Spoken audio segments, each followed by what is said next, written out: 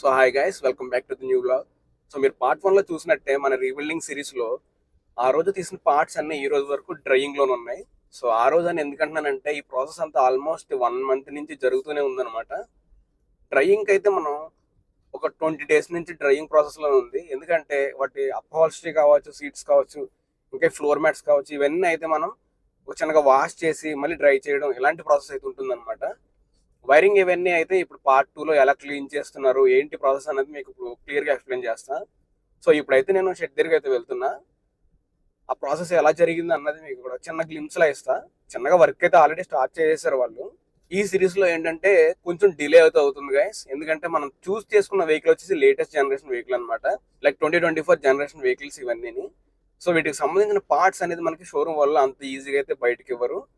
So ఇది parts source చేయడానికి మనకి చాలా టైం అయితే పడుతుంది. మనం వెహికల్ మన దగ్గరికి రాగానే కొంచెం చెక్ చేసి పార్ట్స్ అనేది ఆర్డర్ పెట్టాం.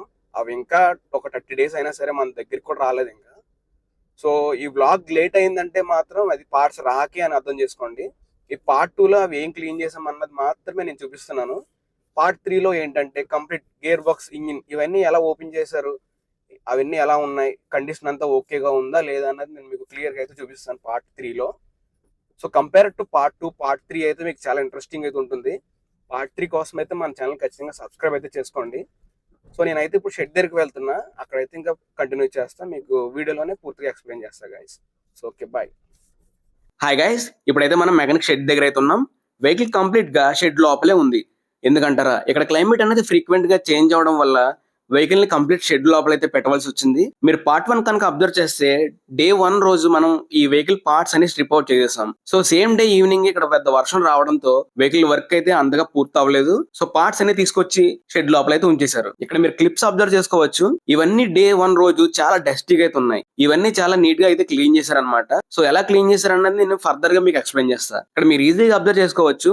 ఆ రోజు ఫ్యూజ్ బాక్స్ వరకు మొత్తం వాటర్ అయితే మునిగిపోయింది అనమాట. సో అది చాలా డస్టీగా ఉంది. సో వీళ్ళు ఏంటంటే hot water plus chemical use చేసి ఈ ఫ్యూజ్ బాక్సెస్, ఎలక్ట్రానిక్ కాంపోనెంట్స్ కొన్ని అయితే క్లీన్ చేసేసి పెట్టుకున్నారు. చూసారు కదా గైస్, ఫ్యూజ్ బాక్స్ ఇవన్నీ క్లీన్ చేసుకున్న తర్వాత ఇలా క్లియర్ గా అయితే ఉంది. జస్ట్ ఇవి క్లియర్ చేసుకుంటే సరిపోదు, ఇవన్నీ మళ్ళీ మనం 1 by 1 అయితే చెక్ చేసుకోవాల్సి ఉంటుంది అనమాట. సో వీటిని ఎలా చెక్ చేసుకోవాలనేది పార్ట్ 3లో మీకు క్లియర్ గా నేను ఎక్స్ప్లెయిన్ చేస్తా. సో మనం ఈ పార్ట్స్ అన్ని డ్రై చేద్దాం అనుకునే రోజే సేమ్ డే ఈవినింగ్ రైన్ రావడంతో మళ్ళీ యథావిధిగా పార్ట్స్ అనేది లోపలైతే వేసేశారు. ఇవైతే మనకి 80% అయితే ఇంకా వెట్ గానే ఉన్నాయి. ఒక 20% మాత్రమే కొంచెం డ్రై అయ్యాయి. మనం ఏ సీట్స్ ని పట్టుకున్నా సరే అది ఇంకా మాయిశ్చర్ మనకి తగులుతూనే ఉంది. అండ్ అలానే ఇక్కడ బాటమ్ కూడా చూడొచ్చు, అసలు డ్రై అయ్యే కాలేదు. ఇంకా అలా మాయిశ్చర్ మనకి ఎక్కడ పట్టుకున్నా తగులుతూనే ఉందన్నమాట. సో మాకు అర్థమైంది ఏంటంటే ఇవి కంప్లీట్ గా డ్రై అవ్వాలంటే మంచి హాట్ వెదర్ లో ఒక 2 to 3 days అయితే ఖచ్చితంగా పడుతుంది. అండ్ అలానే బయట క్లైమేట్ అంత బాగోలేదు కాబట్టి ఈ స్మెల్ ని మనం తగ్గించుకోవడం కోసం వెహికల్ ని ఫ్యాన్ కింద అయితే పెట్టేసి ఇలా మనం అయితే ఉంచేసాం అనమాట. సో ఒక 20% అయితే తగ్గుతుందని మేమైతే అనుకుంటున్నాం. అండ్ అలానే ఈ వెహికల్ లో ఇంజిన్ అండ్ గేర్ బాక్స్ అయితే అసలు టచ్ కూడా చేయలేదు. ఎందుకు టచ్ చేయలేదంటే ఈ వెహికల్ లో ఎలక్ట్రానిక్ కాంపోనెంట్స్ ఒక కీ రోల్ అయితే ప్లే చేస్తాయి. సో మీకు నేను ప్రీవియస్ గా కూడా చెప్పాను, ఈ పార్ట్స్ అనేది అంత త్వరగా దొరకవు కాబట్టి వీటిని అయితే మేము త్వరగా ఆర్డర్ అయితే చేసేసుకున్నాం. సో పార్ట్ 3లో మీకు ఇంజిన్ అండ్ గేర్ బాక్స్ ని కంప్లీట్ గా డౌన్ చేసి ఇంజిన్ కండిషన్ ఎలా ఉంది, ఏం చేసుకుంటే ఇది మనకి కొత్త వెహికల్ లా తయారవుతుంది అన్నది క్లియర్ గా నేను పార్ట్ 3లో మీకు ఎక్స్ప్లెయిన్ చేస్తా. సో పార్ట్ 2లో ఏంటంటే జస్ట్ ఇలా క్లీన్ చేసాం, వెహికల్ అయితే ఇంతవరకు వచ్చిందని మీకు డీటెయిల్ గా అయితే నేను ఇప్పుడైతే చూపిస్తున్నాను మీకు అంతే. సో పార్ట్ 3 మీకు ఖచ్చితంగా నచ్చుతుంది గైస్. సో పార్ట్ 3 కోసం అయితే మీరు ఖచ్చితంగా మన ఛానల్ సబ్స్క్రైబ్ చేసుకుని బెల్ ఐకాన్ అయితే ఖచ్చితంగా ఆన్ చేసుకోండి. సో మీకు ఇందాక నేను బయట ఫ్యూజ్ బాక్స్ చూపించాను కదా, ఇది వచ్చేసి డాష్ బోర్డ్ లోపల అయితే ఉంటుంది అనమాట. ఈ ఫ్యూజ్ బాక్స్ ని కూడా మీకు నేను ప్రీవియస్ గా చెప్పినట్టే హాట్ వాటర్ ప్లస్ కెమికల్ ని యూజ్ చేసి క్లీన్ అయితే చేసేసి పెట్టుకున్నారు. సో ఇవి కూడా మనం చెక్ చేసుకోవాల్సి ఉంటుంది. ఈ చెకింగ్ అంతా మనకి ఇంజిన్ తో రిలేటెడ్ అయ్యి ఉంటుంది. అండ్ అలానే ఎలక్ట్రానిక్ కాంపోనెంట్స్ తో రిలేట్ అయ్యి ఉండడం వల్ల పార్ట్ 3లో ఈ చెకింగ్ ప్రాసెస్ అంతా ఉంటుందని చెప్పారు నాకు.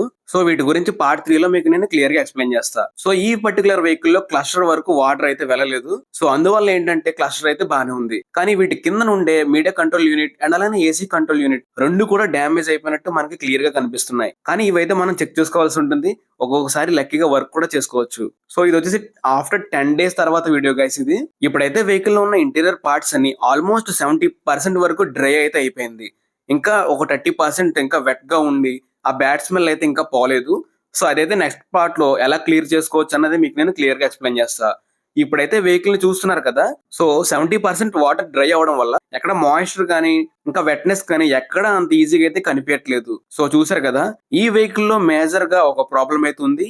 అదేంటంటే ఈ వెహికల్ ని రిపేర్ చేయడానికి కొంచెం కాంప్లెక్స్ చేస్తుంది. అదే ఈ vehicle automatic gear box. So automatic gear box మన అందరికీ తెలిసిందే. ఇవన్నీ ఎలక్ట్రానిక్ కాంపోనెంట్స్ తోనే కంట్రోల్ అయితే చేసుకుంటుంది. సో వీటికి సంబంధించిన కొన్ని పార్ట్స్ అయితే మనకి చాలా ఇబ్బంది అయితే పెడుతున్నాయి. సో ఇవి ఓనర్స్ కూడా అంత ఈజీగా అయితే దొరకట్లేదు అనమాట పార్ట్స్. సో అవి కూడా మనకి నెక్స్ట్ వీక్ లో ఆల్మోస్ట్ వస్తాయి అని అంటున్నారు. ఒకవేళ వచ్చినాయి అంటే నెక్స్ట్ ఫ్రైడేనే దీనికి సంబంధించిన వ్లాగ్ అయితే నేనైతే అప్లోడ్ చేసేస్తా. సో చూసారు కదా గైస్, ఈ రీబిల్డింగ్ సిరీస్ అంతా మీకు నచ్చుతుందని అనుకుంటున్నాను. హోప్ మీకు ఈ వ్లాగ్స్ కనుక నచ్చుంటే మన ఛానల్ ని లైక్, షేర్ అండ్ సబ్స్క్రైబ్ అయితే చేసుకోండి.